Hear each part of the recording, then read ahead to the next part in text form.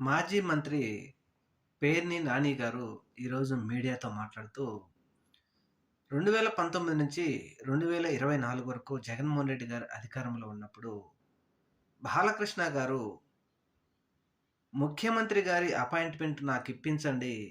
నేను జగన్మోహన్ రెడ్డి గారిని కలవాలి అనుకుంటున్నాను అని నన్ను అడిగిన మాట వాస్తవం. నన్ను కన్న తల్లిదండ్రుల మీద ప్రమాణం చేసి చెబుతున్నాను. ఇది నిజం.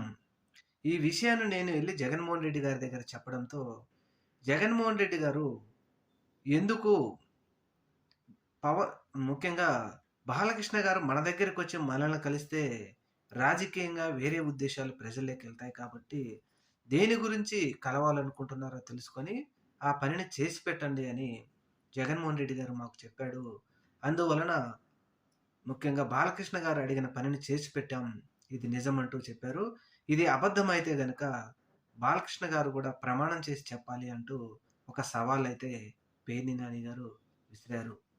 మరి పేర్ని నాని గారితో ఫోన్‌లో మాట్లాడి జగన్మోహన్ రెడ్డి గారిని కలవాలా? లేకపోతే కలవద్దా అనుకున్న విషయం నిజమా? అబద్ధమా? అన్నది ఇప్పుడు బాలకృష్ణ గారే చెప్పాలి.